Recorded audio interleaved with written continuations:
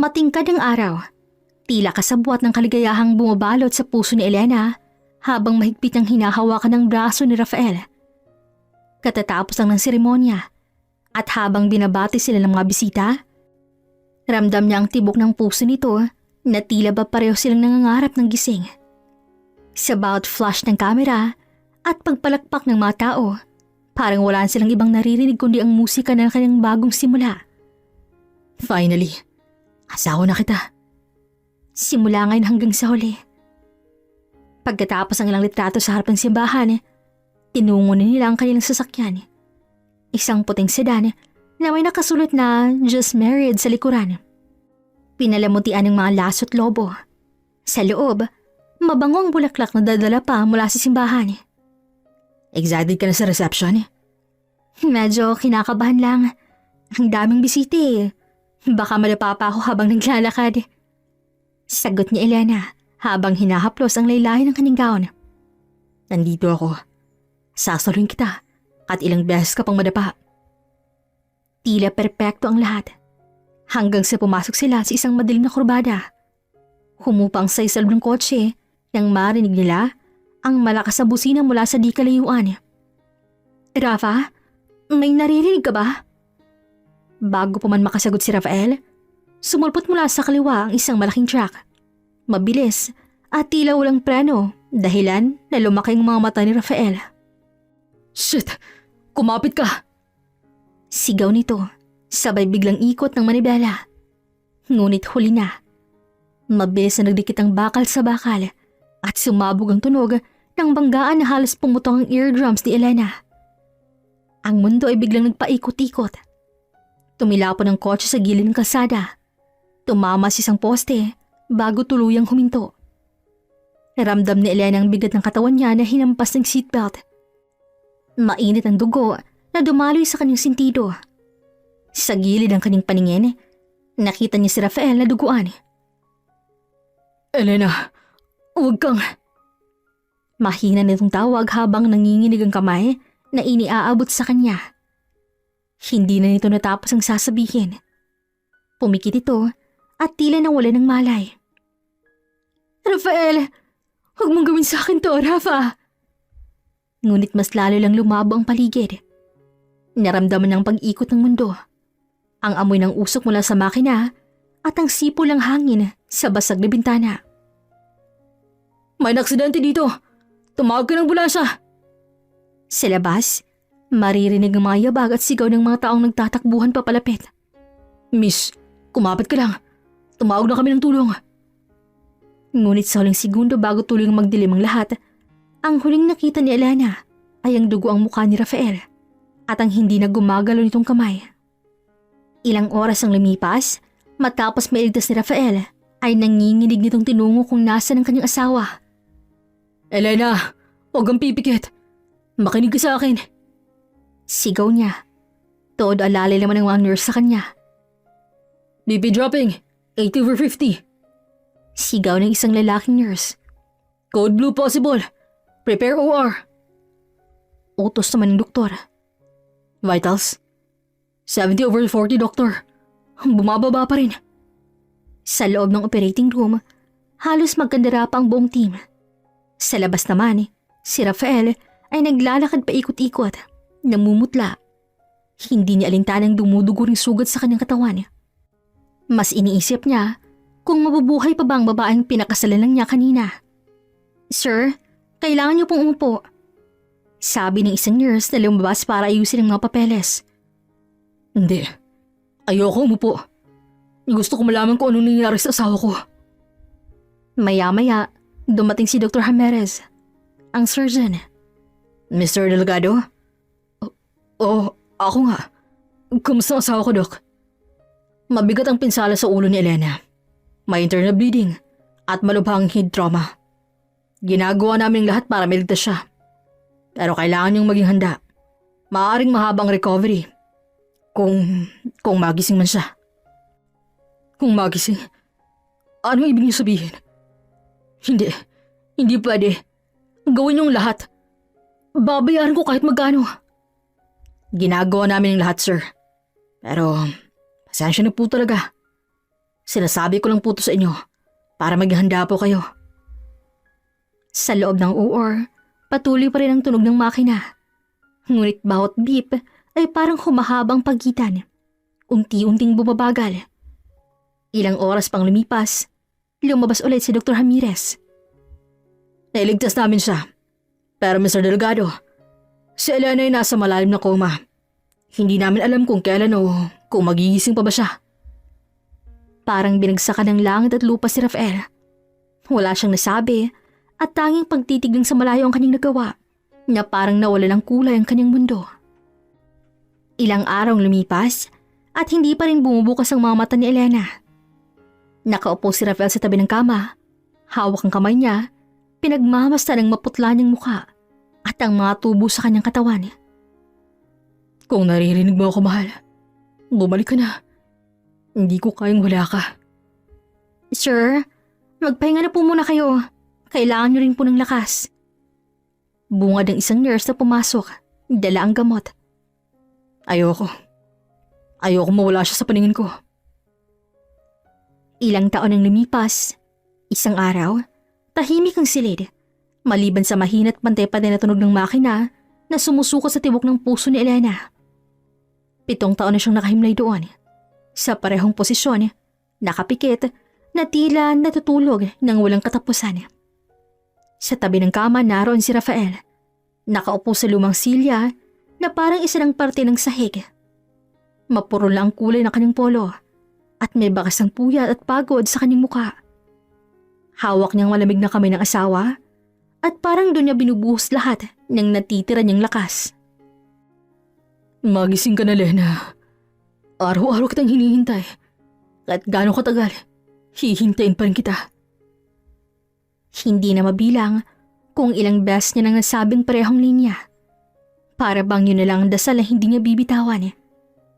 Dinadampian niya ng halik sa noo ni Elena. Inaamoy-amoy ang amoy ng kanyang buhok kahit na wala itong hilamuyak ng dati. Sa bawat dampi ng kanyang labi, ramdam niya ang kirot ng mga alaala. Ang kasal na natigil ng isang aksidente. Ang pangako nilang sabay haharapin ng lahat na ngayon ay tila siya lang ang tumutupad. Madalas sa mga oras na yon, nagdadala si Rafael ng mga bulaklak para sa asawa. Minsan rosas, minsan lilies. Lahat ang paborito ni Elena noon. Nilalagay niya yon sa maliit ng pulorera sa gilid ng kama. Umaasang kahit papaano, maaamoy ni Elena at maaabot ng kanyang puso. Mahal, nagdala ako ng lilis ngayon. Kasi diba sabi mo, kapag may lilis sa kwarto, parang may bagong simula. Sana nga bukas pagising mo, may bagong simula tayong dalawa. Habang nagsasalita, napansin niyang bahagyang gumalaw ang daliri ni Elena. Napasinghap siya at halos tumayo sa tuwa. Elena, mahal, naririnig mo ba ako? Lumapit siya, halos idikit ang kanyang mukha sa mukha ng asawa. Pero gaya ng dati, nanatili itong tahimik at nakapikit. Binalot siya ng panghihinayang, hindi niya alam kung totoo bang nararamdaman niya ang galaw o guni-guni lang ng isang pusong sabik. Minsan sa mga gabi, hindi niya na namamalayan na umiiyak na pala siya. Kung alam mo lang kung gaano kong gustong ibalik ng lahat. Pagbabayaan ko, mahal. Lahat. Minsan dinadala niya ang gitara niya. Kahit hindi siya mahusay, tutugtugin niya ang paborito nilang kanta.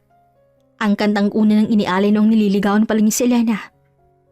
Paos na ang kanyang boses, pero wala siyang paki. Basta marinig lang siya ng asawa niya. Baka sakaling yun ang magpabalik sa kanya. Ngunit sa bawat araw na lumilipas, dumaragdag din ang kirot sa puso niya. Hindi lang sa matagal na pagkawala ni Elena sa kanyang piling, kundi dahil alam niyang may ibang kwento sa likod ng kanyang mga gabi. May mga gabing wala siya sa ospital. At sa ting bumabalik siya kinaumagahan, mas matindi ang pangungutya niya sa kanyang sarili. Pilit niyang pinapawi yun sa pamamagitan ng mas matinding lambing kay Elena na para bang kaya niyang burahin ang kasalanan sa sobrang pagmamahal. Isang gabi, habang mahimbing ang katahimikan, dumating ang nurse para i-check si Elena. Sir Rafael, Sigurado po ba kayong ayos lang kayo? Ilang oras na po kayong gising? Tanong ng nurse. Hindi ako pagod. Kahit magdamag pa ako rito, ayos lang. Basta siya. Basta si Elena hindi ko iiwan. Hinaplas niya ang pisngi ni Elena at parang yun na lang ang koneksyon nila sa mundong to. Sa labas ng ospital, umiikot ang buhay. May ibang taong may kanya-kanyang kwento. Pero para kay Rafael, iisa lang mahalaga. Ang pagbabalik ng babaeng mahal niya, kahit anong kapalit. Sa ilang taon wala nang masaksihan ng lahat ang trahedyang gumupo sa bagong kasal na sina Elena at Rafael. At sa loob ng panahong yon, ang mundo ni Rafael ay tila nakapako sa silid ng ospital kung saan nakahimlay ang kanyang asawang si Elena. Isang makapal na ulap ng katahimikan ang bumabalot sa bawat araw niya. Pero kasabay nito, may unti-unting pagbabago sa kanyang kilos na mahirap hindi mapansin ng mga malalapit sa kanya kung sakaling may maglalakas loob na magtanong. Sa umpisa, si Rafael ang perpektong asawang walang sawang dumadalaw. Humahawak sa kamay ni Elena at binubulungan nito ng matatamis sa pangako. Kahit walang sagot, patuloy siyang nagkukwento. Pero habang dumaraan ang mga taon, ang dati walang palyang presensya ni Rafael ay nagsimulang mabawasan. Kung dati araw-araw siyang nasa ospital mula umaga hanggang gabi, ngayon may mga araw na hindi siya dumarating.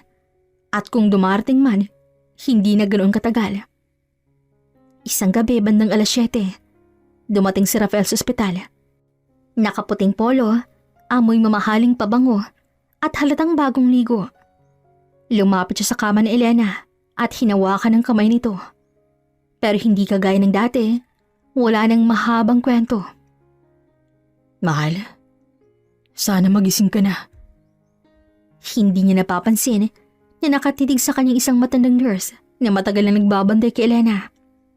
Napapansin nito na may kakaiba sa mga kilos ni Rafael.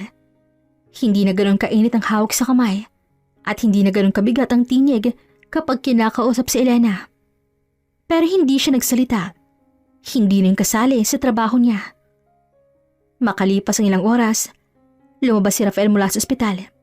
Hindi siya umuwi kaagad. Sa halip, pumasok siya sa isang itim na sasakyan na nakaparada sa tapat. Pag-upo niya, isang babaeng bumungad mula sa loob. Nakasuot ang itim na coat at may pulang lipstick. Hindi ka ba natatakot na may makakita sa atin dito? Malambing pero may halong pang-uuyam ang boses ng babae. Wala namang makakaalam, Mira. Mira. Ang pangalan yon ay isang lihim na hanggang ngayon ay walang ibang nakakaalam. Hindi siya kilalang pamilya ni Elena. Hindi rin ang mga kaibigan. Sa mata ng lahat, si Rafael ay tapat at pagmamahal na asawa. Pero sa totoo lang, sa kanya, may mga gabing mas masarap kasama si Mira kaysa manatili sa malamig at tahimik na kwarto ng ospital. 7 taon na Rafael. Kailan mo ba tatanggapin na hindi na siya babalik? Sabi ni Mira habang marahang hinahaplos ang braso niya. Huwag mong sabihin yan. Hindi mo siya kilala. Wala ka si Elena. Malakas? Rafael, kung malakas siya, bakit hanggang ngayon ganyan pa rin siya? Hindi ko sinasabi na itigil mo pang pamahal mo sa kanya, ha? Pero, ano naman ako sa'yo? Hindi agad nakasagot si Rafael. Alam niyang may tama si Mira. Pero alam din niyang hindi niya basta pwedeng iwan si Elena.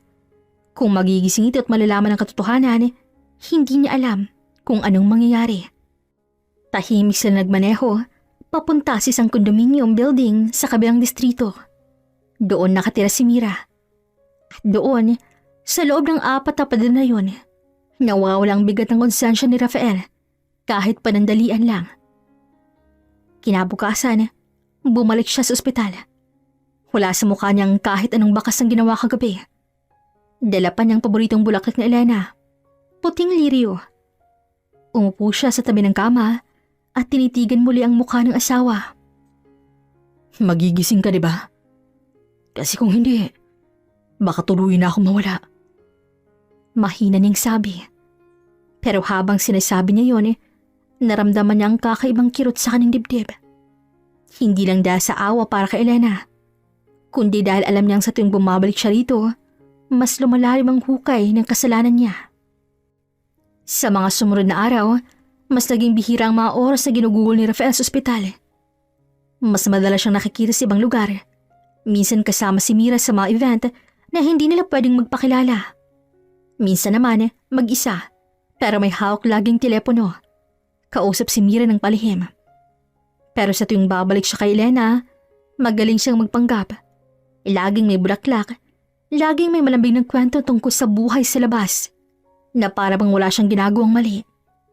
Kahit ang mga nurse, naniniwala pa rin na siya ang pinakamabuting asawa na nakita nila.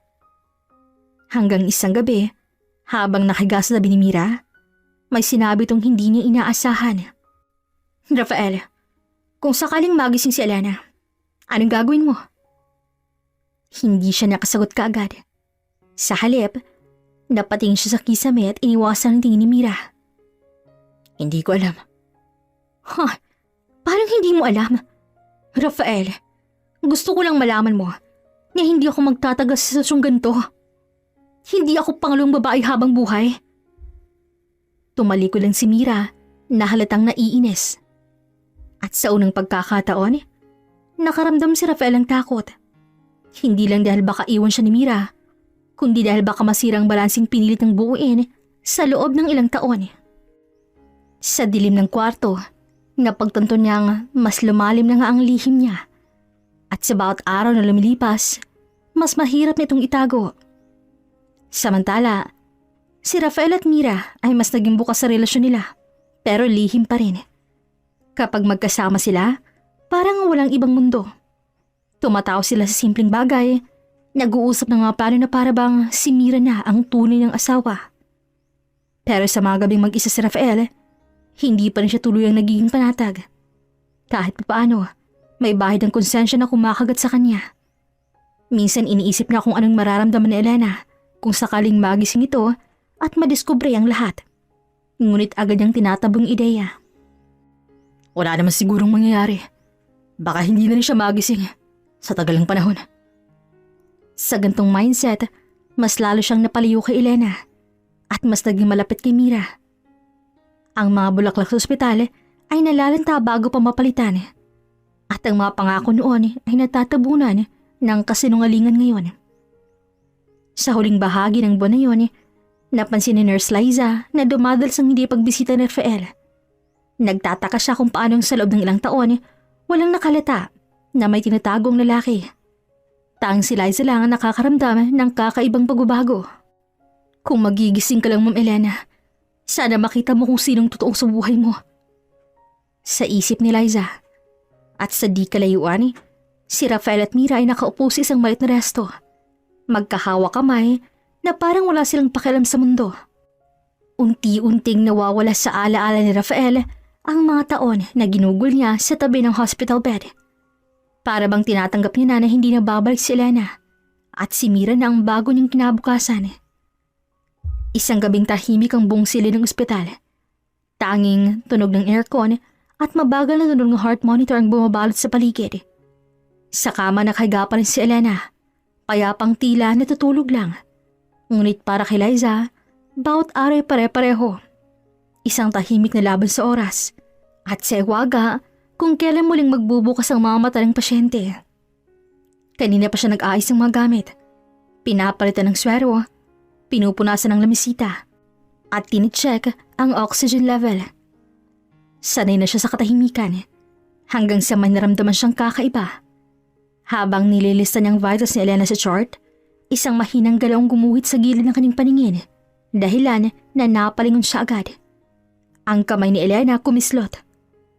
Ay, baka guni-guni lang yun, Liza. Baka reflex lang. Bulong niya sa kanyang sarili at napakagat labi. Hindi mo na kumilos. Ngunit ilang segundo pa, muling gumalaw ang kamay ni Elena. Ngayon ay mas malinaw na. Dahan-dahang tumaas sa parang may hinahanap sa hangin. Oh my God! Bulong ni Liza na halos mabitaw ng hawak na clipboard. Tumalo ng tibok ng puso niya sa kabatua. Elena? Miss Elena? Naririnig mo ba ako? Tanong niya habang dahan-dahang lumalapit sa kama. Walang sagot, pero unti-unting subiklab ang kakaibang enerhiya sa silid. Kita ni Liza na gumalaw ang talukap ng mga mata ni Elena na parang pilit binubuksan mula sa napakahabang pagkakahimbing.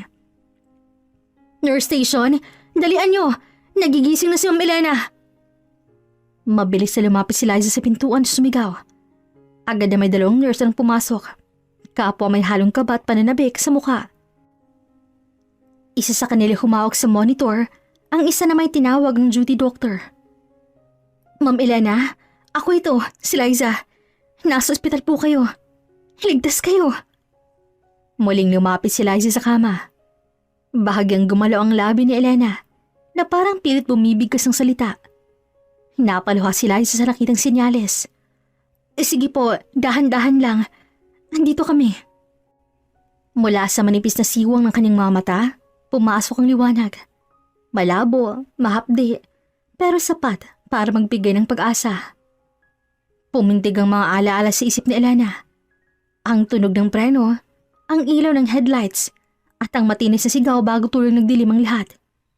Pinilit niyang mag-focus. Nasaan ako? Ano nangyari? Dok, nagre-respond na po siya. Sigaw ng isang nurse. Agad namang dumating ang doktor at mabilis na sinuri si Elena. Pinulsuhan at tiningnan ang reflex. Maganda ang response. Stable ang vitals. Ipagpatuloy natin monitoring. Pwede siyang magising ng buo anumang oras. Ani ng doktor. Sa kabila ng tuwang bumabalot sa kanila, may kulang. Walang isang taong dapat unang makaalam. Si Rafael. Mabilis na kinuha ni Liza ang telepono para tawagan si Rafael. Habang nagre-ring, napansin niyang kaba sa kanyang dibdib. Pero ngayon, sa balitang to, siguradong pupunta agad siya. Hindi ba? Si Rafael, si Nurse Liza po ito. Gumalaw na si Ma'am Elena. Malapit na po siyang magising. Baka gusto ninyong... Hindi pa siya natatapos nang biglang sumagot si Rafael. Sige. Busy lang ako ngayon. Sabihin mo na lang kung talagang gising na siya. At bago pa makasagot si Liza, binabanan nito ang tawag. Natigilan si Liza. Hindi yun ang reaksyon na inaasahan niya. Bakit parang wala itong gana? Pero bumalik ulit siya sa kama ni Elena. Unti-unti nang mas lumili na ang mga mata nito, kumukurap-kurap habang sinusubukang abutin ang paligid. Ma'am, huwag muna po kayong magsalita ng pilit. Basta ang importante, ligtas po kayo. Nasa ospital ka. Malumanang sagot ni Liza at pilit pinapakalmang sarili. Pero nagsimula ng pumatak ang luha ni Elena. Hindi pa man niya lubusang nauunawaan ang nangyari. Dama na agad niyang bigat sa dibdib. Parang may nawawala. Sa loob ng 7 taon ng katahimikan, ngayon lang siya muling nakaramdam ng ganong kalalim na kirot.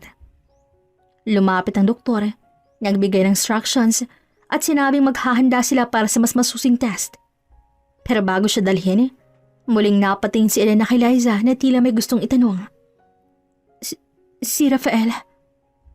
Napakagat labi si Liza. Ayaw niyang magsinungaling, pero ayaw din niyang masaktan agad si Elena sa unang araw ng kanyang pagising. Baka po papunta na. Sagot niya kahit sa loob niya may bumubulong na baka hindi agad dumating ang asawa nito. Habang inilalabas si Elena para sa test, hindi maiwasan na Lizang mag-isip. Sa hallway ng ospital, abala ang mga doktor at nurse sa pagpapalipat kay Elena. Ngunit sa isang sulok, sa labas ng ospital, nakaparadang isang itim na sasakyan. At doon nakaupo si Rafael. Hindi pumasok, hindi nagmadali, at ang katabi niya sa passenger seat ay walang iba kundi si Mira. Sigurado ka ba? Hindi mo ba siya gustong makita? Di ba ito nang hinihintay mo? Nakangiti si Mira at hinawakan ang kamay ni Rafael. Oo. Pero, ang tagal naman. Tsaka nagbago ng isip ko. Hindi pa ako handa ngayon. Dapat hindi pa siya dapat gumising eh. Hindi pa ako handang harapin siya. Talaga? O ayaw mo lang siyang harapin dahil nagigilty ka? Hindi na sumagot si Rafael at tumingin na lang sa labas. Habang sa loob, walang kaalam-alam si Elena na sa mismong araw ng pagising niya, wala sa tabi niyang lalaking minamahal at pinaglaban niya. At marahil, nagsimula ng mas malalim na sakit kaya sa aksidenteng muntik nang pumatay sa kanya. Isang tahimik na gabi sa ospital, ang tanging patak ng tubig mula sa maliit na gripo sa banyo ang maririnig. Nakatiha si Elena sa kanyang kama. Ang mamatay nakatitig lamang sa puting kisame. Malabo pa rin ang paningin niya. Parang may manipis na ulap na nakaharing sa pagitan niya at sa mundo. Ngunit sapat yun para maaninag ang mga hugis, ang mga anino at ang mga paggalaw. Matapos ang ilang araw mula nang magising siya, wala pa rin balita mula kay Rafael. Hindi na rin siya nagtanong sa mga nurse dahil kung gusto siyang makausap ng asawa, naroon na ito sa unang araw pa lamang simula nang magising siya. Pero wala. Para bang may lihim na pilit tinatago sa kanyang lahat. Kaya't pinili niyang manahimik muna, magmasid at maghintay ng tamang oras. Gabi na, halos lahat ng pasyente sa pasilyo'y tulog na. Tahimik ang paligid nang biglang bumukas ang pinto ng kanyang silid. Mula sa gilid ng kanyang paningin, namataan ni Elena ang dalawang figura na pumasok. Una, isang lalaking pamilyar na pamilyar sa kanya. Si Rafael, at may kasama itong isang babae. Hindi niya ito kilala. Hindi niya alam ang gagawin, kaya dahan-dahan siyang pumikit. Sigurado ka bang tulog yan? Oo naman. Kita mo naman nakapikit. At saka, hindi na ako kinontak ng mga doktor at nurse. Baka nga, hindi pa gising yun At kahit may ingay tayo dito, walang mangyayari. Parang binuhusan ng malamig na tubig si Elena. Mabilis kumabog ang kanyang dibdib. Hindi rin niya mapigilan ang panginginig ng kanyang kamay. Ngunit pinilit niyang maging kalmado. Ang ganda niya, kahit ganito na siya, no? Mahina ngunit may halong pang-aasar na sambit ni Mira. Huwag mo na siyang pansinin. Ikaw lang mahal ko ngayon.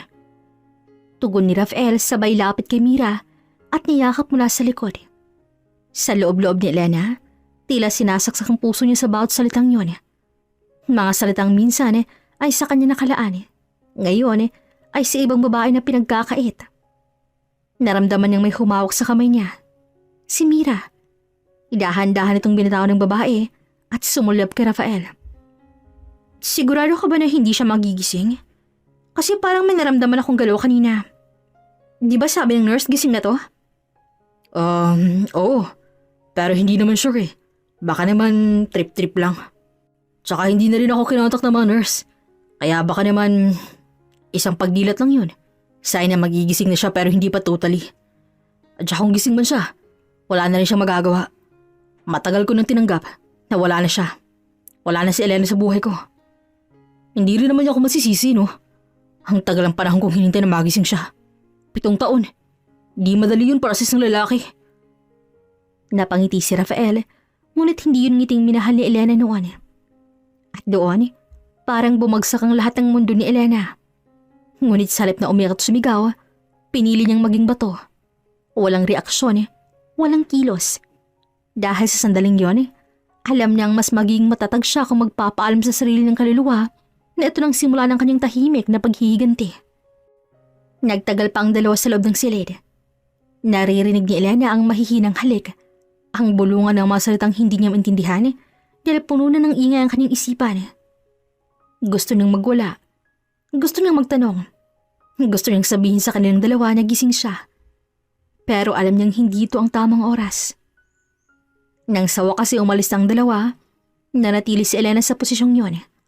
Nakapikit, nakahiga, ngunit sa loob ay nag-aalab ang apoy ng galit. Unti-unti, dahan-dahan niyang minulat ang mga mata at tinitigan ng kisame. Malabo pa rin ang paningin niya, ngunit malinaw na malinaw sa isip niya ang mukha ni Rafael at ng babaeng yon. At sa katahimikan ng gabi, sa pagitan ng ugong ng aircon at patak ng gripo, bumulong siya sa kanyang sarili. Hindi niyo alam kung anong karmang darating para sa inyo. Sa pagdilat ng kanyang mga mata matapos ang eksenang yon, tilang muling sumilip sa mundo si Elena. Malabo ang lahat, ngunit hindi yun hadlang para makita niyang mga nangyayari sa paligid. Kaya naman simula din noon, nag-isip siya ng paraan kung paano niya mahuhuli ang asawa at makaganti sa pagtataksil nito. Kaya naisipan niyang magpanggap na hindi nakakakita. At sinabi niya sa doktor ang kalagayan niyang yun para magmukhang kapani-paniwala ang lahat. Habang nakahiga siya sa malamig na kama sa ospital, naririnig niyang mga yabag sa pasilyo. Ang banay na tunog ng mga makina at ang mabagal na tiktak ng orasan sa dingding. Paulit-ulit niyang iniisip kung paano lumipas ang 7 taon nang ganoon kabilis. Sa kabila ng matinding kagalakan sa pagbabalik ng malay, may kirot sa puso niya. Isang gabi, habang nakahiga at nakatanaw lamang sa kisame, narinig niya ang pamilya na tunog ng pagbukas ng pinto. Hindi yun ang normal na oras ng pagbisita ng mga nurse. Mabagal ang pagbukas ng pinto, na para bang ayaw mag-ingay ng taong papasok. At sa kabila ng malabong paningin, natunto niyang 2 figura na pumasok sa kanyang silid. Wala pa ring pagbabago. Sabi ng doktor, baka hindi na siya tuluyang makakita. Bulong ni Rafael. Marahil alam na nito na nagising na talaga siya at ang sitwasyon ng kanyang pagkukunwaring bulag. Paano kung bigla siyang magising at makita tayo? Tanong ni Mira na may halong kabat pananapik. Hindi mangyayari yun. Sinabi ko na nga, di ba? Matagal pa bago siya tuluyang makakita. O baka nga hindi ni. Baka naapektuhan na dahil 7 taon siyang walang malay. At saka hindi mangyayari yun. Sa tagal ng panahon, ako na rin nagpasya kung paano ko haharapin ang buhay ko. Ngayon ko lang natagpuan ulit ng saya at init na matagal ko nang hinahanap. Tugon ni Rafael sabay hawak sa kamay ng babae. Siguraduhin mo lang na hindi siya makakasira sa pagsasama natin. At isa pa, ayokong may sisira. Pangako, gagawin ko ang lahat para hindi tayo masira. Naramdam ni Eliana ng matinding kirot. Parang sinasaksak ang puso niya sa bawat salitang naririnig. Gusto niyang sumigaw. Gusto niyang ipagsigaw na mali ang ginagawa nila. Pero pinilyang magpigil at pinapakalma ang sarili dahil para sa kanya, hindi pa ito ang tamang oras para harapin ang dalawa. Tahimik siyang nakikinig habang ang dalawa'y umupo sa gilid ng kanyang kama. Ramdam ng bahagyang pag-alog ng kutsyon nang ipatong ni Rafael ang kanyang kamay sa ibabaw nito. Kahit nandito si Elena, wala na siyang alam at pakalam sa mundo nating dalawa. Wala ka bang takot na baka may ibang makakita sa atin dito? Hindi. Si Liza lang madalas dito at kampante ako sa kanya. Isa pa, walang mag-aakala na sa mismong tabi ng asawa kong walang malay. Kasama kita. Ay hindi baka makita tayo ni Liza dito at magsumbong yan sa asawa mong bulag. Huwag ka mag-alala. Akong bahala sa'yo. Kapag kasama mo ako, hindi tayo makikita. Ay nako, basta ha, ayoko nang sabit. Ano ka ba? Huwag kang magpanik at mataranta. Andito lang ako. Sagot naman ni Rafael, sabay hawak sa bawang ni Mira at hinalikan nito. Sa buong gabing yon, nanatiling gising si Elena. Tahimik na nakikinig sa pag-uusap, pagtawa, at mabulong ng 2 taong minahal at pinagkatiwalaan niya noon. Sa ilalim ng malamlam na araw ng ospital, isang bagong apoy ang nasidlan sa kanyang puso. Apoy ng paghihiganti at katotohanan. Lumipas ang mga araw. Sa tuwing may papasok sa silid ng ospital, nananatili siyang walang reaksyon. Nakatitig lamang sa kawalan na para bang wala siyang nakikita. Pero sa loob-loob niya, bawat tunog, bawat yabag, bawat bulong, naririnig at nararamdaman niyang lahat. Lalo na kapag si Rafael ang pumapasok. Madalas ay ramdam niyang malamig na kamay nitong humahaplos sa kanya. Pero wala na roon ang dating init at lambing. May iba na sa kilos nito. Mabigat na parang napipilitan lang. Minsan, hindi niya rin maamoy ang pabango nitong dati ay paborito niyang inaamoy. At may isa pa siyang napansin. Sa tuwing naroon si Rafael, kadalasan ay may mabangong halimuyak ng ibang pabango na latang hindi naman talaga sa kanya. Elena? Malumanay na sambit ng doktor isang umaga. Handa ka nang lumabas ng ospital. Pero alam mo ng kondisyon mo. Mahirap kung mag-isa ka. Kailangan mo makasama palagi. Ma'am Elena? Tawag sa kanina ni Liza, kaya agad namang lumingon si Elena sa gawi kung saan ang nurse. Mag-iingat ka ha. Alam kong hindi mo pa kaya pero alam kong mas hindi mo kaya kapag... Pero hindi natapos ni Liza ang kanyang sasabihin dahil dumating bigla si Rafael. Ilang araw pang lumipas bago dumating ang araw ng kanyang paglabas. Umaga pa lang ay abala ng mga nurse sa paghahanda ng mga papeles. Si Rafael naman ay panay ang pag-aayos ng mga gamit ni Elena na tila mas abala pa kaysa mismong pasyente. Si Mira naroon din, nagpakilalang kaibigan. Nakatayo sa gilid, may hawak na maliit na paper bag at mormalang anyo. Handa ka na, mahal? Sir, ingatan mo po si Elena, Sir Rafael, at huwag na huwag mong sasaktan. Ani Liza at ngumiti kay Rafael. Kaya ngumiti rin ng mapait at peki si Rafael bago umalis. Sa sasakyan, magkatabi sila ni Rafael sa likuran habang si Mira ay nasa harap. Tahimik ang biyahe. Panay ang sulip ni Rafael sa kanya. Ngunit hindi itong mabasa ni Elena dahil nakapikit siya. Kunwari pagod. Pero sa loob niya, tinatandaan niyang direksyon, ang oras ng biyahe, ang tunog ng kalsada, lahat para alam niya kung saan siya dinadala. Pagdating nila sa bahay, isang malaking pagbagong bumungad sa kanya. Hindi na yun ang dating tahanang puno ng mga alaala ng dalawa ni Rafael. Marami nang naiba. May mga kurtinang hindi niya pinili. Mga dekorasyong tila hindi niya estilo. At may mga gamit na halatang may pamababaeng kamay na nag-aayos pero hindi kanya. Rafa, bakit parang pakiramdam ko nag-ibang aura ng bahay natin? Pinaganda ko ang bahay habang wala ka. Sana nakikita mo para matuwa ka naman. Napangiti si Elena, pero si ilalim ng ngiting yun ay may pait. Pinaganda mo para sa akin, Rafael, o para sa kanya? Saad niya sa isip. Maghapong na nahimik si Elena. Nagpanggap siyang nakikinig lang ng radyo o natutulog. Pero sa totoo, pinakikiramdaman niya ang kilos ni Rafael. Minsan ay bigla nilang itong lalabas ang bahay ng walang paalam at babalik nang may bahay ng kasiyahan sa muka. Hindi na rin ito kasing alaga sa kanya gaya ng dati. Wala nang madalas na paghawak sa kamay niya o paghaplos sa kanyang buhok. Mga simpleng bagay na dati hindi nawawala. Pero sa bawat araw na lumilipas, lumalakas ang tibok ng puso ni Elena. Hindi dahil sa pag-ibig, kundi dahil sa galit at plano. Isang gabi habang tulog si Rafael, dahan-dahan siyang bumangon mula sa kama. Lumapit siya sa bintana, tinanggal ang tali ng kurtina at bahagya itong binuksan. Malabo pa man ang paningin niya, pero malinaw pa rin ang ilaw sa kalsada at ang anino ng isang babaeng dumaan sa harap ng bahay nila. At sa gabing yon, lihim nang umiti si Elena. Isang ngiting puno ng pangako at panganib. Dahil kahit bulag siya sa tingin ng lahat, malinaw na nakikita ang katotohanan.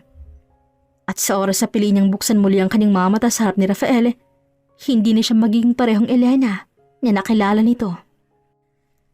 Isang hapon habang nakaupo si Elena sa sofa sa sala, kunwari nakikinig lang sa radyo, dumaan si Mira. Kumain ka na ba? Baka wala ka na ng mga almusal. Maluman at mahina na sambit ni Rafael kay Mira, pero dinig pa rin yun ni Elena. Wala, pero alam kong babawi ka naman mamaya.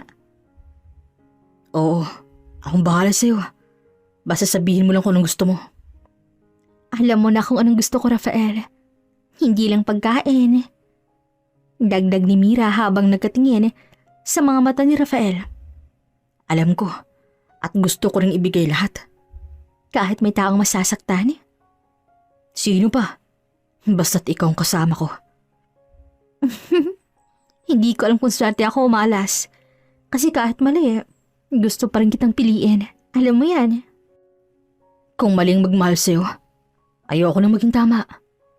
Oo, sa'yo na ako bumabalik at dito na ako mananatili. Hindi naman kailangang marinig ni Elena ang mga salita ni Rafael at Mira para malaman ng totoo. Sapat na ang kilos nila. Sapat na ang paraan ng pagyuko ni Rafael sa tenga ni Mira. Ang mabilis sa pagdampi ng kamay nito sa likod ng dalaga at ang mga matang puno ng ningning na matagal ang nawala kapag siyang kaharap. Sa mga gabing naroon si Mira, pakiramdam ni Elena ay isa siyang estranghero sa sariling bahay. Naririnig niya ang mayabag nilang sabay na umakit sa hagdan. Minsan ay mapapansin niyang bahagyang pag-alog ng sahig sa itaas. Tanda ng mayapak at galaw na pilit niyang iniiwasang isipin. At kapag bumababa sila, laging magkasunod. Laging may lihim ng ngiti sa isa't isa. At habang lumilipas ang mga araw, mas lalo naging malinaw kay Elena na may pinaplano si Rafael at Mira. At kung tuso sila, patutunayan niyang mas tuso siya. At sa mismong gabing yon, habang si Mira nakahilig sa palikat ni Rafael sa veranda at iniinom ang kanilang kape, si Eleni nakaupo lamang sa sala. Nakapikit at nakikinig sa hampas ng hangin sa bintana. Sa loob-loob niya, pinipigil ang ngisi. Maglaro kayo ngayon. Bulong niya sa kanyang isipan. Dahil sa huli, ako nang tatawa. Isang tahimik na bahay ng araw na yon. Umaga pa lang ay umalis na si Rafael para magtrabaho daw. Pero alam niyang ibang trabaho ang pupuntahan nito. Si Mira. Nang masiguradong wala na ang sawa, marahan siyang tumayo mula sa kama. Ang bawat hakbang niya ingat para kung sakaling may biglang bumalik ay madali siyang makakapagpanggap muli. Sa loob na buwan na lumipas, sanay na siya sa gantong kilos.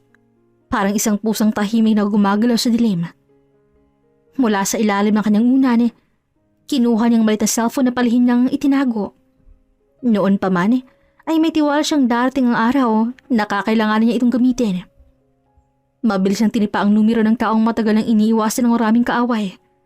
Ang abogadong kilala sa pagiging matalas at walang inuurungan. Si Attorney Adrian Paul Morete. Hello, Elena. Nakuha ko mensahe mo kagabi. Sigurado ka bang gusto mong makipagkita sa akin ngayon? Mabilis sa sagot ng lalaki sa kabilang linya. Attorney Adrian, kailangan ko na ng tulong mo. Ayoko na maghintay pa. Habang hindi pa nila nakikita kong ginagawa nila. Gusto kong makuha lahat ng ebidensya laban sa kanila. Sige, magkita tayo sa lumang kapihan sa may tabing dagat. Dalhin mo lang sarili mo. Ako nang bahala sa plano. Hindi ko akalaing tatawag kay Elena. Sabi ko na nga ba, darating ang araw na to. Dahil kailangan kita, Attorney Adrian. Ngayon, alam mo bang maraming natatakot kapag akong kumikilos? Kahit mga politiko at negosyanteng akala mo'y Diyos. Kaya bago kita tanungin kung bakit, gusto kong marinig kung hanggang saan ka handa. Hanggang dulo. Wala nang atrasan to. Ibig sabihin handa kang madumhin ng mga kamay mo? Hindi ito laro, Elena. Kapag pumasok ka rito, wala nang balikan. Wala na akong babalikan. Tinanggal nila sa akin lahat yon. Ngayon, ako naman ang kukuha ng sa kanila. Sino? Si Rafael at ang babae niya. Diretsong sagot ni Elena nang may tapang sa kanyang sarili. Alam kong ibig sabihin yan. Laban yan sa mga taong may pera, koneksyon at kapangyarihan. Kung akong hahawak, wala kang pwedeng itago sa akin. Lahat ng sikreto mo, pati mga kasalanang hindi mo aaminin sa iba, sa akin mo aaminin. Sa'yo na. Basta matulungan mo akong pabagsakin sila. Magaling. Gusto ko yung tono mo. Galit na handang maging bala. Maghanda ka, Elena. Simula ngayon, hindi ka na biktima. Hindi na nga. Ako nang magiging bagyo. Mabilis inayos si Elena ang sarili. Sinuot niyang madilim na salamin para maitago ang kanyang mga mata. Isa sa mga paborito niyang gamit mula nang magpanggap siyang bulag. Isang itim na shawl ang tinakip niya sa balikat at sa kanyang kaliwang kamay ay may hawak siyang tungkod na hindi naman talaga niya kailangan pero perpekto para kumplituhin ang ilusyon. Pagdating sa kapihan, agad niyang nakita si Adrian. Matangkad dito, nakaitim na polo at may dalang itim na maleta. Lumingon ito sa kanya at sa kabila ng malabong paningin, malinaw niya nakilala ang ngiting puno ng kumpiyansa ng abogado. Elena, umupo ka muna. Walang ibang makakarinig sa atin dito. Bati ni Adrian habang binubuksan ang pinto ng malit na pribadong silid sa loob ng kapihan. Adrian, matagal ko nang alaman tungkol kay Rafael at Mira. Nakikita ko mga kilos nila kahit pilit nilang tinatago.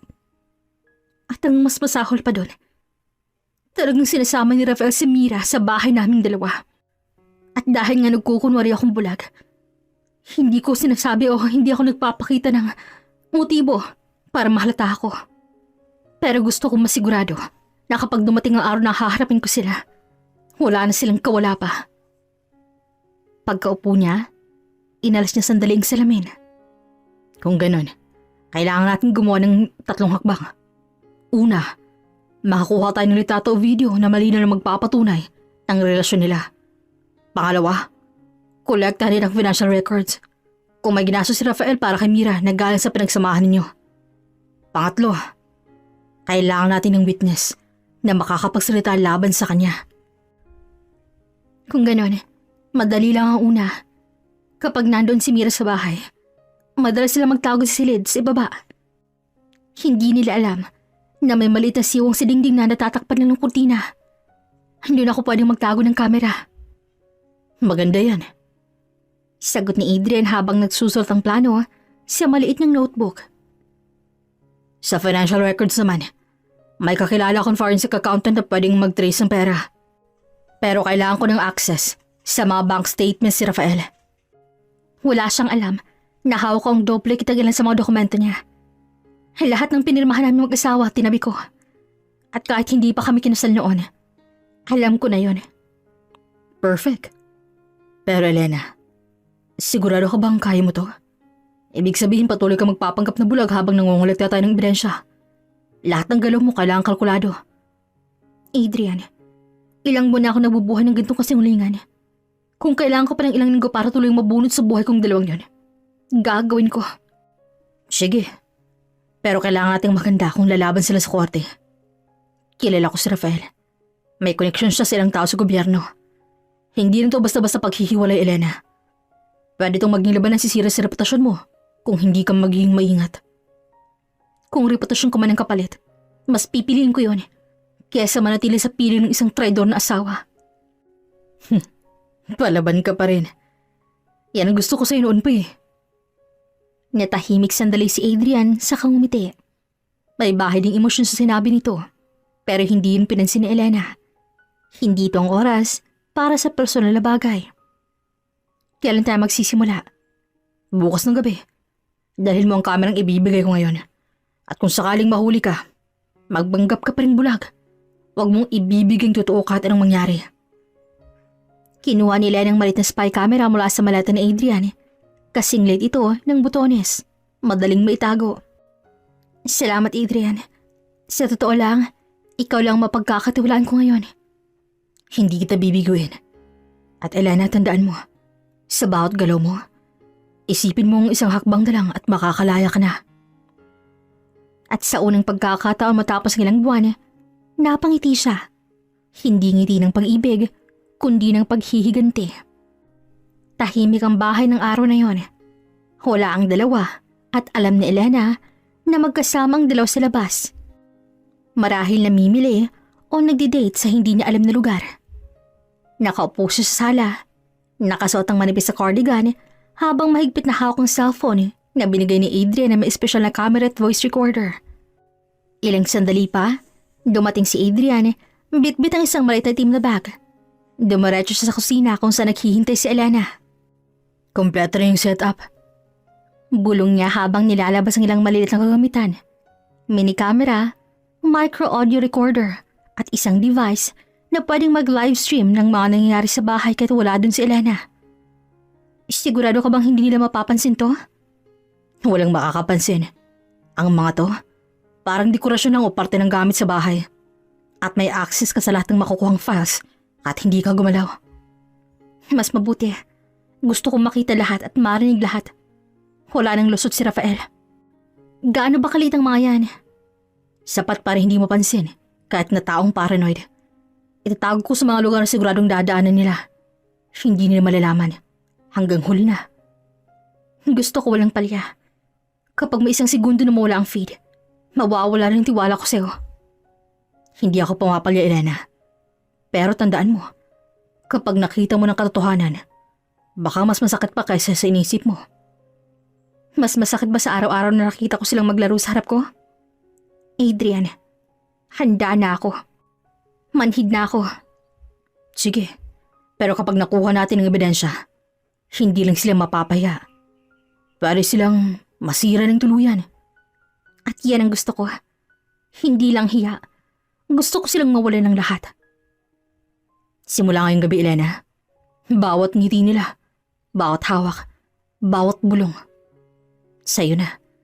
At kapag handa ka na, magiging bala mo na rin yun. Nakangiting sambit ni Adrian. Habang sinisigurado ni Adrian ang paglalagay ng unang microcamera sa gilid ng cabinet sa sala, umupo si Elena at pinilit na huwag lumingon. Sa labas, may dumang tricycle kaya't sumilip si Adrian sa bintana para tiyakin na walang makakakita. Pagbalik niya, may dala siyang maliit na camera na sinabit sa likod ng isang wall clock. Eto, malinaw na makukuha ang buong sofa area kung saan sila madalas umupo, di ba?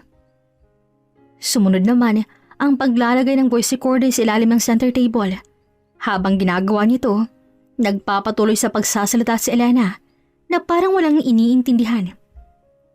Adrian, minsan naisip ko, baka maling ginagawa ko to. Pero tuwing naalala ko kung paano na ako ginawang tanga, bumabalik yung lakas ko. Hindi ko naman masisi yung asawa ko na maghanap siya ng iba dahil 7 taon akong nakaratay. Pero, hindi ko rin naman ginusto yun eh. At saka sana sinabi na lang niya, sana pranangka na lang niya ako. Hindi yung ganito na ginagawa niya akong tanga. Elena, hindi mo kasalanan. Kung hindi ka kikilos ngayon, mas matatagalan ka lang sa sakit. Ang ginagawa natin ay para mabigyan ka ng hustisya. Kaya wala nang ibang nagawa si Elena, kundi ang tumango. Lumipas ang mga araw at bawat gabi, tumatawag si Adrian kay Elena para i-update siya. Isang gabi, halos mahulog ang cellphone ni Elena sa mga narinig niya mula sa recordings. Si Rafael at Mira, nagtatawanan, nagtutuksuhan, at may mga bulong na malinaw na nagbubunyag ng relasyon nila. Hindi mo alam kung gaano kita na-miss. Malambing na boss si Mira sa recording. Eto na nga tayo. Sagot ni Rafael kasabay ng mahina nilang halakhak. Napapikit si Elena habang pinapakinggan ng lahat. Ang mga kamay niya ay nanginginig, pero hindi niya pinapakita kahit kay Adrian na nakaupo sa kabilang linya. Kunin mo pa lahat ng ganyan, Adrian. Mas marami, mas mabuti. Matatag na sambit ni Elena. Sa tulong ni Adrian, nakakakuha sila ng malino na mga larawan mula sa maliit na kamera. Mga litrato ni Mira na nakahilig sa balikat ni Rafael.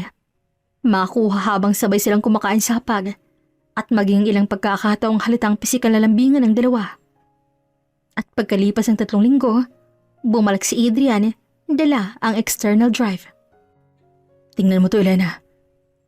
Pinakita niyang mga file, mahigit 20 video clips, 50 litrato, at mahigit 10 audio recordings na malinaw na nagpapatunay ng pagtataksil ng dalawa.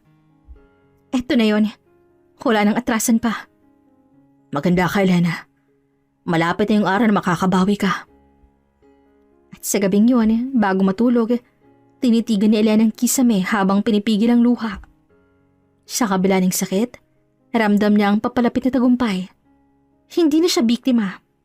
Isa na siyang babaeng may hawak ng kapangyarihang magpapatumba sa 2 taong sumira sa kanya. Ang araw ng malaking pagtitipon ay dumating. Isang okasyon kung saan halos lahat ng kakilala ni Rafael at Elena ay naroon. Sa unang tingin, isang normal na gabi ng kasiyahan ng iyon. May mga ilaw na kumikislap sa kisame at mabangong halimuyak ng mga pagkaing inihain. Ngunit sa likod ng lahat ng ningning ay may nakatagong unos na sasabog anumang oras. Tahimik lamang si Elena habang nakaupo sa isang sulok ng bulwagan. Suot ang isang simple ngunit eleganteng itim na bestida. Mula pa lamang sa pagdating, ramdam niya ang presensya ni Mira. Nandun din si Rafael, abala sa pakikipagkamay sa mga bisita. Wari walang alam sa bagyong parating. Sa lahat ng nakatingin, isa lamang siyang magalang at maayos na asawa. Ngunit sa loob ni Elena, para itong isang banyaga na hindi niya nakilala.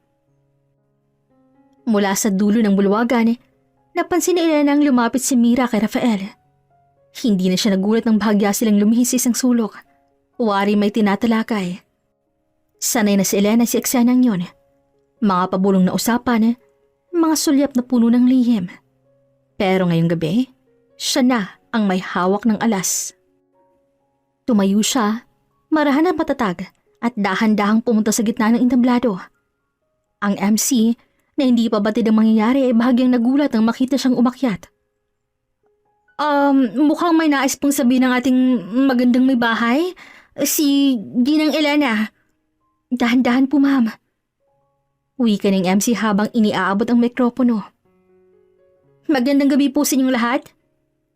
Panimula ni Elena na may bahid ng pagiti, ngunit malamig ang boses niya nagpapanggap pa ring bulag. Pasensya na po kung maaabala ko po ang gabi ninyo. Pero may isang bagay akong gustong ipahagi. Isang bagay na matagal ko nang tinatago. Nagkatinginan ng mga bisita. Ang ilan ay nagbubulong-bulungan habang iba'y nanatiling nakikinig. Alam nyo, madalas nating marinig na sa isang relasyon, tiwala ang pinakamahalaga.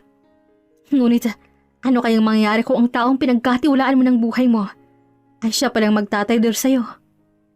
Bago pa man makagalaw si Rafael, mabilis na hindukot ni Elena mula sa kanyang clutch bag ang isang maliit na USB at iniabot sa teknisyan ng entablado.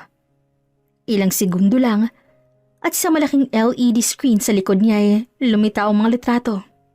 Si Rafael at si Mira, magkahawak kamay sa loob ng isang hotel, magkayakap sa isang kotse at magkasama sa iba't ibang lugar. Kasali na doon ang makuha sa mismong loob ng bahay nila. Kung sa tingin ninyo baka edited lang ang mga litrato, pakinggan niyo to. Sunod ay tumutugong isang audio recording. Malinaw na boses ni Rafael na nagsasabing, "Hindi kanya kailanman malalaman. Hanggat nananatili siyang bulag, tayong magwawagi." Oo, at balang araw, siya mismong aalis ng kusa. Ramdam ni Elena ang panghihinang tuhod ni Mira sa sulok ng kanyang paningin. Si Rafael naman namutla, hindi makatingin sa mga tao. At sa huli, nilabas ni Elena ang isang maikling video clip. Malino na kuha ni Rafael at Mira na naghahalikan sa loob ng bahay nila mismo. Matapos tumigil ang video, tumingin si Elena diretso kay Rafael at Mira. Akala niyo ba bulag ako? Tanong niya sa ngumiti. Mula sa araw na nalaman kong pagtataksilin niyo, nagpa siya akong magpanggap. Ginamit ko ang bawat segundo para makakuha ng katotohanan. At ngayon, eto na. Ang katahimikan sa bulwagan ay tila sumabog sa biglaang alingaw-ngaw ng mga bulungan at komento mula sa mga bisita. Ang ilan ay halatang nanliliit para sa kahiyan ni Rafael. Ang iba'y lantaran na nakatingin ng may galit kay Mira. Elena, pakinggan mo muna ako. Hindi ko kailangang pakinggan ng isang taong marunong magsinungaling habang nakatingin sa mata ng asawa niya. Hindi na ngayon, Rafael. Elena. Bakit? Nagulat ka ba? Nagulat ka ba sa nalaman mong hindi ako bulag? At nagulat ka ba dahil kaya ko pa rin lumaban? Rafael, hindi porkit mahal kita at pinakasalan kita. Hindi ibig sabihin nun, magpapakatanga na ako sa'yo. Hindi. Hindi totoo to. Pinapalabas mo lang. Hindi totoo? Kahit may ebidensya na, magde-deny ka pa rin? Lahat ng tao dito nakakita na. Lahat ng oras na wala ako. Lahat ng halik. Lahat ng bulong. Nasa harap nila ngayon ng ebidensya. Ano? Gusto mo bang ulitin natin? Elena, pakinggan mo muna ako. Mahal, please. Sabay hawak ni Rafael sa braso ni Elena. Hindi na ngayon, Rafael. Sa harap ng lahat ng taong to, tapos na tayo. At tandaan mo, ako ang iniwan mong sugatan. Pero ako pa rin ang babangon para sirain ang mundo mo. Si Mira naman ay mabilis na lumabas ang bulwagan. Ngunit sinundan siya ng matatalim na tingin ng mga bisita. Habang may ilan pang nakakuha na ng litrato habang umiiyak. Ang dating imahe ng dalawa bilang magagalang at maayos sa tao ay gumuho sa isang iglap. Bumaba si Elena mula sa entablado. Iniwan si Rafael na nakatayo sa gitna ng bulwagan, pawisan at nanginginig. Sa bawat iyapak ng paan niya, ramdam ng bigat ng mga taong nakatingin. Hindi sa awa, kundi sa paghanga sa tapang niya. Lumapit sa kanya si Adrian mula sa gilid. Marahang inabot ang braso niya at nagbigay ng kumpirmadong ngiti. Tapos na. Mahina nitong sabi. At sa unang pagkakataon matapos ang napakabang panahon, nakaramdam si Elena ng tunay na kalayaan. Tahimik ang buong bahay ni Elena ng araw na yon. Sa unang pagkakataon, matapos ang mahabang buwan, wala nang mabigat na presyong nakadagan sa kanyang dibdib. Hawak niya na ang legal na dokumento na nagpapatunay na kalahati ng lahat ng ari-arian nilang dalawa ni Rafael ay opisyal lang nakapangalan sa kanya. Wala nang dating takot, pinalitan niyo ng isang pakiramdam ng kalayaan na matagal niya nang hinihintay. Tapos na, Elena. Wala na silang laban. Ikaw na ngayon manghawak sa buhay mo. Salamat, Adrian. Kung hindi dahil sa'yo, baka hanggang ngayon nakatali pa rin ako sa kanila. Hindi. Ikaw mismong lumaban. Ako, nandito lang para siguraduhin na hindi ka na mag-isa. Matapos formal na tapusin ang lahat ng kaso, umalis si Elena mula sa bahay na minsan tinuring ng tahanan. Hindi niya tinignan si Rafael na nakatayo sa may pintuan. Nakayuko na parang nawalan ng lahat ng laban sa buhay. Si Mira naman ay nakatanaw mula sa loob, galit at desperada. Pero wala siyang magawa, sirang-sira na ang reputasyon nila. Sa bawat hakbang ni Elena palabas ng gate, pakiramdam niya ay tinatanggalan niyang sarili ng tanikala. Sumakay siya ng sasakyan ni Adrian at bago niya sinarang pinto, tumingin siya sa bahay sa uling pagkakataon at sinabi ang katagang, "Hindi na ako babalik, kahit kailan." Lumipas ang ilang buwan at unti-unting bumuo sila ng bagong buhay. Sa tulong ni Adrian, nakapagpatayo siya ng maliit ngunit maayos na negosyo. Ang dating sugat ng puso ay unti-unting gumagaling. Hindi lang dahil sa bagong simula, kundi dahil sa presensya ng isang taong walang sawang sumusuporta sa kanya. Samantala sa kabilang dako, tuluyang gumuho ang mundo ni Rafael at Mira. Nawalan sila ng negosyo, iniwan ng mga kaibigan at binawi ng mga kliyenteng tiwala sa kanila. Ang dating makapangyarihan at impluwensyang magkasabwat ay naging laman ng chismis at pangungutya. May mga gabing naririnig ni Elena mula sa mga kaibigan ang balitang si Rafael ay nalulung sa alak, habang si Mira naman ay nawalan ng pera at pinagtatawanan ng dating mga kakilala. Ngunit sa halip na maramdaman ng galit o paghihiganti, tanging mahinang buntong hininga lang ang ginawa ni Elena. Karma nang bahala sa kanila. Ako, may bago na akong buhay. Isang hapon habang magkasama silang dalawa sa tabing dagat, dinala ni Adrian si Elena sa isang lugar na matahimik at malayo sa ingay ng syudad. Ang langit ay kulay kahel at ginto, at ang alon ay marahang humahalik sa buhangin. Tahimik silang naglakad hanggang sa tumigil si Adrian sa kanyang harapan. Elena, matagal ko na sanang sasabihin to pero alam kong kailangan mo munang tapusin to bago mo marinig. Panimula ni Adrian, kaya napatingin si Elena at hindi sigurado kung anong susunod na maririnig niya mula kay Adrian. Mahal kita, hindi lang bilang kaibigan o kasama sa laban, kundi bilang babaeng hinahangaan ko sa tapang, sa tibay, at sa ganda ng puso. Kung papayagan mo, gusto kong maging parte ng buhay mo.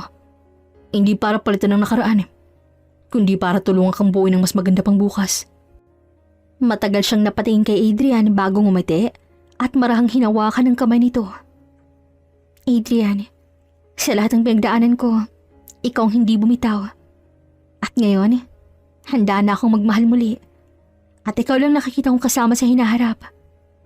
Sagot ni Elena na may ngiti sa labi.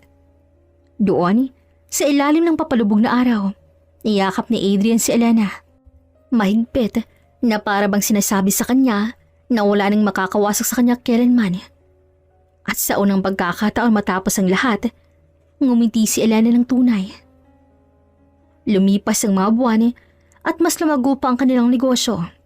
Naging inspirasyon si Elena sa mga kababaihang dumaan sa parehong sakit. At si Adrian ang naging katuwang niya sa bawat hakbang. Sa tuwing naaalala niyang nakaraan, hindi na siya napapaiyak. Napapangiti na lang siya dahil alam niyang lahat ng yon ay nagdala sa kanya ng mas magandang lugar. Isang taon, bumalik silang dalaw sa parehong tabing dagat. Ngunit ngayong gabi, iba na. Sa kanilang harapan ay isang maliit na mesa na may kandila at bulaklak. Doon muling tumingin si Adrian kay Elena. Nung una kitang tinulungan, wala akong ibang hangad kundi makita ang nakangiti muli. Pinanood kitang bumangon mula sa wasak ng mundo. Pinanood kitang lumaban. At ngayon, gusto kong maging dahilan ng lahat ng ngiti mo. Habang buhay. Lumuhod si Adrian ng dahan-dahan. Binuksan ang kahon at nilabas ang isang simpleng ngunit eleganteng singsing. Elena, will you marry me? Nanlaki ang mata ni Elena. Napasinghap. Bumalik sa kanyang lahat. Ang sakit, ang galit, at ang pagbangon na hindi niya akalaing mauwi sa gantong sandali. Adrian, lahat ng sugat ko tinuruan mong maghilom. Lahat ng takot ko, tinuruan mong harapin. At lahat ng galit ko, pinalitan mo ng pag-ibig. Kaya oo, Adrian. 1,000 times yes. Itinaas ni Adrian ang kamay ni Elena at dahan-dahang sinuot ang singsing. Tumayo siya at mahigpit na niyakap si Elena habang ang luha nilang dalawa ay halos sa pagitan ng halakhak at pag-ibig. Simula ngayon, Elena, hindi kita iiwan. Kahit anong bagyo, sabay nating haharapin. At simula ngayon, wala nang makakasira sa atin. Nakapikit habang nakangiti si Elena. At sa gitna ng huni ng alon at liwanag ng buwan, nagyakap sila. Ang pusong sugatan ni Elena noon, ngayon ay buo na. Sa wakas, natagpuan ni Elena hindi lang ang hustisya, kundi ang tunay na pagmamahal na walang hinahanap na kapalit. Hanggang dito na lamang po. This is Regine here in Miss Teen Stories. Daghang salamat!